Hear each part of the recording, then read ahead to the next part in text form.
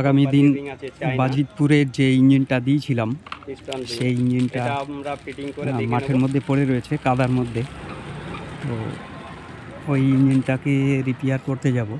তো অনেক দিন পর কাদার মধ্যে নামবো, মানে বহুত দিন ধরেন এই পাওয়ার টিলারের কাজ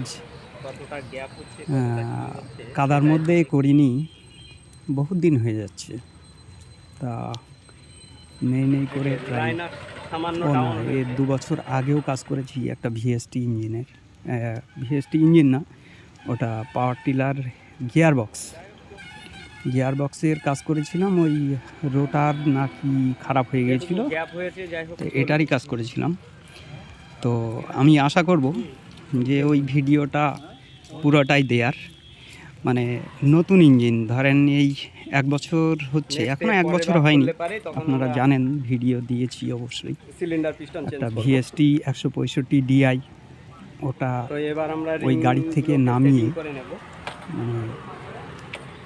এই সিগমা যে নতুন ইঞ্জিন, এই ইঞ্জিনটা দেয়া হয়েছিল। তা এতদিন চলছিল ভালোই, কোনো সমস্যা আসেনি। তো মাঝখানে ক্লাচ প্লেটের একটু প্রবলেম হয়েছিল, সেটার কাজ করতে গিয়েছিলাম, তার ভিডিও তো অবশ্যই পেয়েছেন। আর এই এখন বর্তমানে সিজন চলছে, তা ওই দাদা হুট করে ফোন করেছে, বলছে দাদা কোথায় আপনি? আমি বলছি কেন, কী হয়েছে? বলছে দাদা গাড়ি মনে হচ্ছে খারাপ হয়ে গেছে। আমি বলছি কেন, কি হয়েছে? বলছে দাদা চলতে চলতে এয়ার ক্লিনার দিয়ে ধোয়া বেরিয়ে ইঞ্জিনটা বন্ধ হয়ে গেল। আমি বলছি তা হাত দিয়ে ঘোরাতে পারছো হ্যান্ডেল দিয়ে? বলছে হ্যাঁ ঘোরাতে পারছি। আমি বলছি তা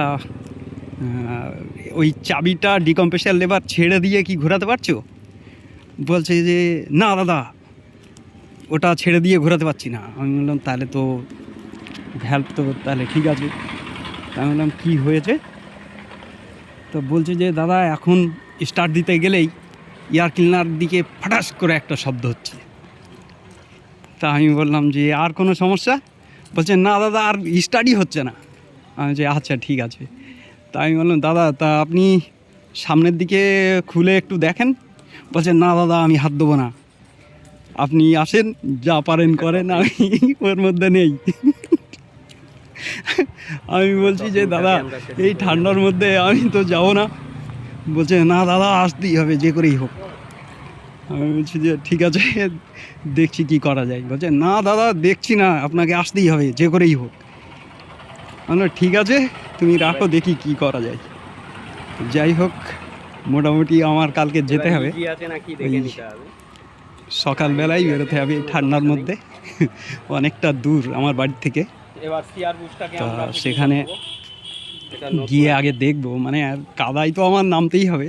বলছে দাদা যে করেই হোক আসতে হবে, আমি দরকার হলে রাস্তায় তুলে দেবো। বলছে ঠিক আছে।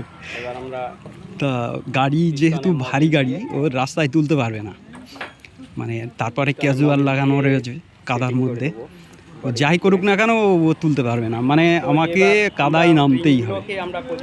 তাই যাই হোক চলুন কালকের দেখি ওই ইঞ্জিনটার কী প্রবলেম হয়েছে। তা সঙ্গে থাকুন আর এই ভিডিওটা দেখতে থাকুন।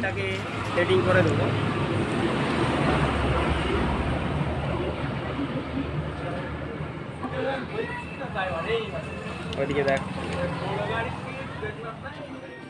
তো এবার রিং ক্লাম দিয়ে আমরা রিংগুলোর মুখ এক জায়গায় করে সিলিন্ডারের মধ্যে পুশ করে দেবো।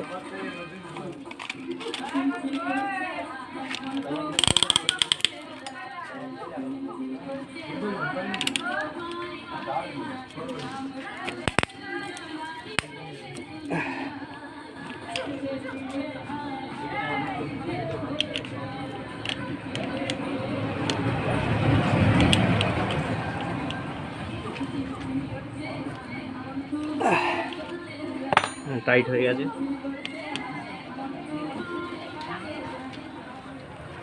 এবার একটু হাতুড়ি দিয়ে চোট মারলেই ওটা ঢুকে যাবে।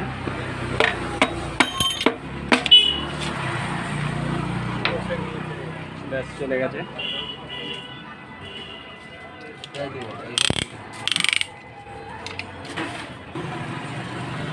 হ্যাঁ করে মা দাদা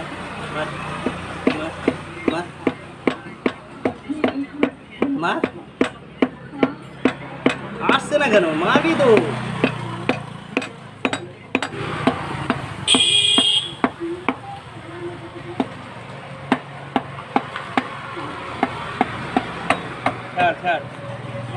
কত ঘা লাগে এক ঘাতে চলে আসবে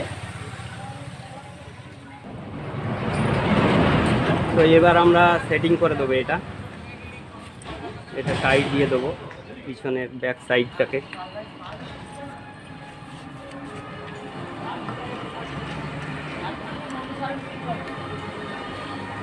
এটাকে ঘুরিয়ে নিতে হবে